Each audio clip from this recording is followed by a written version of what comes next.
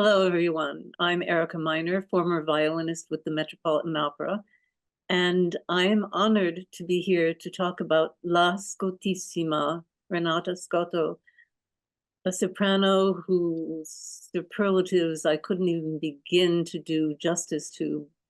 But I have to begin by saying that I think that I played more performances with her than any other soprano in my 21 years as a violinist at the Met. And she meant more to me, and performing with her meant more to me than almost any other. And I was thinking about all of the different operas that I got to perform with her. And I have a list in my head. It's not necessarily in chronological order, but I wanted to share a bit about each one with all of you. And I'll start with La Boheme, because that, as you probably all know, was the very first Met live from the Met TV broadcast telecast. And she and Pavarotti were chosen to do this together for a very good reason, because what could be better? And I was recently looking at some YouTube videos of those performances, and it brought back all these memories of how and I was still pretty new at it in that early year. I think it was sometime between 78 or 80 or something like that. I can't remember, it's 100 years ago. But in any case, that La Boheme meant so much to everyone. I'm sure to Luciano and to Renata and to everybody involved. I know it certainly did to me. And in watching these videos, I know why, because it was absolutely glorious. Everything about it, the two of them separately, the two of them together, and it just absolutely tore your heart out at the end in the way that it was meant to. So after that, she started to progress into other operas that I fell madly in love with. I mean, everybody, of course, knows La Boheme, but what about an opera like Adriana Lecouvreur? I had never even heard of the opera or the composer before. And when she started singing and playing an actress as part of the opera, I couldn't believe my eyes and my ears. She was beautiful to look at. She sounded gorgeous. She brought more to that role. I could see how she affected everyone else on the stage. I especially remember Louis Quilico, who just looked like he was about to burst into tears half the time. So this brought a whole new kind of music to me, a whole piece that was like a revelation. And many, many other sopranos sang it gorgeously after that. But the way Renata sang it, what she brought to it was so incredibly moving, so special. I can feel it to this very day. I can picture her up there, and especially the very last scene when she inhales the flowers. I felt like I was almost dying inside. It affected me so deeply. But another one was her Manon Lescaut with Domingo, which we also did on TV. And Manon Lescaut, I have to admit, when all is said and done, and this is not easy to say, because for me to choose a favorite opera among all of those that I love so much, but it is simply my favorite opera. There's something that opera does to me that no other opera does. And when she and Domingo were together there on the stage, and her transformational arc, not just vocally, but dramatically, from this innocent little naive young girl to this mature woman who suddenly learns all about the ways of the world, was just fantastic. Just, I can picture her, the picture of innocence in their first meeting. And the way she sings Manon Lescaut mi chiamo, it just, to me, it was the example of, I mean, I used to sing long, long time ago. If I could sing on an opera stage, that's what I wanted to sound like and look like, was her singing those words and those notes. So I have to say that the whole thing affected me very deeply, but the finale to Act 3, just thinking of it, I practically just dissolve into a puddle. The very end, the way he protects her, the way she absolutely dotes on him, depends on him for protection. and the way they sing together at the very end. And when finally they're allowed to go off together and they throw each other into each other's arms and the music swells, and it's breathtaking. In fact, she often took my breath away. As a string player, you don't think about breathing the way that wind and brass players do. But I know that when she was singing, and especially in the next opera I'm about to reveal, it really left me breathless. There were times when she was singing when I didn't realize until I started gasping that I had not been breathing at all. I was just hanging on her every note and her every word. And so when she sang Madame Butterfly, this is hard for me to say without breaking down. It was so moving in every way, but especially, of course, in the last scene, in her duet with the child. I literally had to put a handkerchief over my violin to make sure it wouldn't get wet from my tears, because I cried every time. She just brought me to tears in every way. And so I think that in spite of all the other wonderful operas that I actually honestly love, even more than I love Madame Butterfly, that was the one where I can just go back to that in my head and in my heart and feel and hear it to this very day. Now, I remember, again, moving on, which is hard to do, but I do remember Don Carlo, which is another of the operas on my top 5 list. I fell in love with that opera largely because of her performance in it in that new production back in the 70s. She was magnificent. She was every bit the queen. I can't imagine anyone more queenly than she was. And she sang it so beautifully, especially, I mean, I can't say especially, everything about it, the duet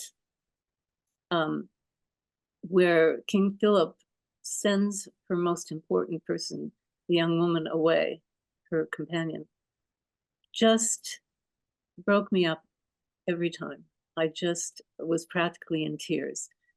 She sang that so beautifully. Again, there was nobody that I can think of who did a transformational arc the way, and I as a writer, I'm always thinking of that, the way that Renata Scotto did that from the very beginning, where she, and we all laughed about the fact that Levine added that first Fontainebleau act to it. We're like, oh, it's long enough. But the way she did that was establishing her character so that vocally and dramatically, as the opera moved along, you went right along with her. And of course, she looked absolutely gorgeous. Those costumes seemed like they were made just for her. I'm sure they were in the early days of that production. So Don Carlo really affected me so very deeply. But I think the deepest of all was Suor Angelica. Now, again, I had played Il Tabarro before, but I had never played the other two. And I fell madly in love with Gianni Schicchi, because who doesn't? You know, I have to say, what greater comedies are there? Not that many that could be greater than that. But her Angelica, again, from the very beginning, the way she moved from, again, being very innocent at the beginning, then finding out what's happened to her son, and little by little, the layers of the onion peel off. And again, she was better at that than anybody, at revealing character dramatically and vocally. So that by the time she got to the part where she sang the aria, I can't even listen to it anymore. I can't listen to it anymore, because all I can do is picture her and hear her in my head. And after 2 notes, I absolutely dissolve into tears, because her performance was so moving, so compelling, that it just erased everything else from my mind when it comes to that role. So yeah, she was, in a word, amazing, just stupendous in every way. And I feel so lucky to have been able to play that many performances with her, And also the rehearsals. The rehearsals were a revelation. They were absolutely eye-opening to be able to stop and think about what was going on and watch as she made everything better. And she made everyone around her better. In those rehearsals, it didn't matter who the conductor was. They all doted on her for good reason. And yes, she was sometimes temperamental. I mean, what diva isn't? What true diva isn't temperamental? Um, but in ways that I found fascinating. And honestly, I have to admit, just between us, that in my books, when I write my opera mysteries, there are characters that are directly inspired by her, both the good and the bad, because when she was bad, she was wonderfully bad. And it was so much fun to watch her.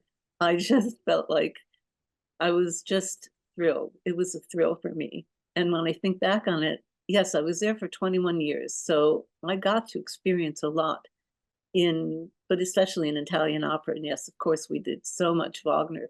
But when it came to Italian opera, she was always the benchmark for me. And when I think back to those wonderful times with some of the most wonderful conductors, they all somehow, she just made them all better too. It was just an extraordinary, extraordinary experience. And so I feel so incredibly lucky. I know that I'm leaving out certain operas like Francesca da Rimini. Now, I have to be honest, from an orchestra player's point of view, the music is, I mean, a lot of people will argue with me, but the music just isn't great when you compare it with Verdi and Puccini and Donizetti and Bellini. But as far as her part in it and the way she and Domingo played off each other in that tragedy, they made it even more tragic. It was like you knew what was going to happen at the end. And you were sitting there with bated breath, just waiting for the last gasp of what was happening. I mean, I have to say, of course, the story is incredible. The music, not so much. But she, again, she made it better. The two of them were amazing. She was amazing with whatever cast, whatever tenors she was singing with, whether it's Domingo or Pavarotti, and how lucky was I to be able to experience all of that, not just her wonderful solo singing, but the way she meshed with all of those other singers. And again, I can't help think of Louis Quilico because he was such a benevolent kind of person, and he was that way on stage in his singing. And when in Adriana Lecouvreur, he was singing about clearly that he was madly in love with her for good reason, because the way she played the role, who wouldn't be? So these are some of my fondest and most emotional memories. And I think if I were to go back and watch again, I would sit down and watch her do Butterfly over and over and over to make sure I had plenty of handkerchiefs to protect my poor little violin. And I would I wouldn't um, I wouldn't change it for the world. I wouldn't exchange those times for anything. So that is my best memory of everything that I got to perform and rehearse with Renata Scotto. And it was a privilege and an honor, and I'm honored to be able to speak about her because she will always be there as part of the most important group of opera singers that ever lived, that ever performed. And there is absolutely no doubt in my mind, and there's no doubt in anybody else's mind either. Anybody who knows and understands about opera, and especially Italian opera, she embodied Italian opera in every way. And I learned so much about playing, no matter who I was performing with. I learned so much more about playing and performing Italian opera from her than anyone else. So I will always be in awe. Another thing that I found so inspiring about Renata Scotto was she was so very Italian in this way that she clearly loved children. And my daughter was in the children's chorus. So this was back in the 80s, early 80s, when we were doing Macbeth. And my daughter told me that on the opening night of that production, Renata brought a little gift for every kid in the chorus as a gesture, as a kind of opening night bit of luck and appreciation of how special they were and how special they were to her. And there's something about Italians and kids, right? You know, I know because I've traveled in Italy when my kids were quite small with them. And she embodied that. When my daughter told me that story, I practically broke down again into tears because I thought that is what they say about a man when a man is a mensch. I don't know the Italian female equivalent of it, but that she was that. I'll never forget that. It just amazing, just one more amazing thing about her character.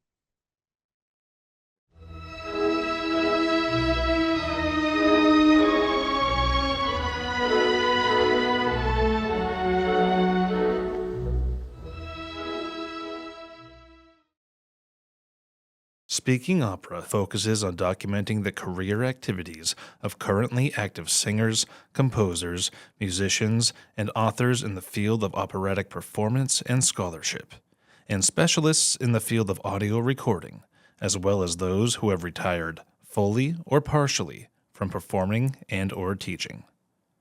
Under Section 107 of the Copyright Act of 1976, allowance is made for fair use for purposes such as criticism, comment, news reporting, teaching, scholarship, and research. Fair use is a use permitted by copyright statute that might otherwise be infringing. Nonprofit, educational, or personal use tips the balance in favor of fair use.